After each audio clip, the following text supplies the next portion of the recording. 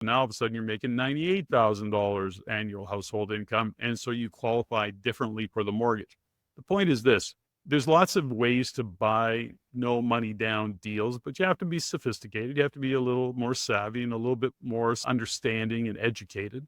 The point is, yes, you can do it, but there's also a way to own your own home, have that renter in there, use that as a strategy for 3 to 5 years. You can then exit the property, keep it added to your rental portfolio, go on to build and buy a home that you want to live in on your own, for example. So these are all strategies, but they take education. Everybody looks for a quick fix, Sarah, but the reality of it is you need to take the time.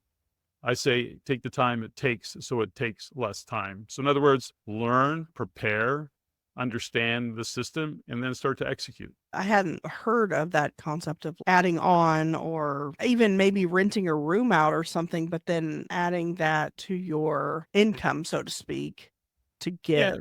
Yeah. The point here is that when you buy a purpose built piece of property, so in other words, you can buy a home that already has a basement suite in it or a laneway home in it. I mean, depending on what part of the US you are, you don't have basements necessarily, but you do have additional suites. And you can have what is called a carriage home or something that you can rent out.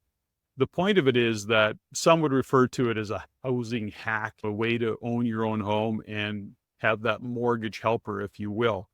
And that is a way to grow wealth.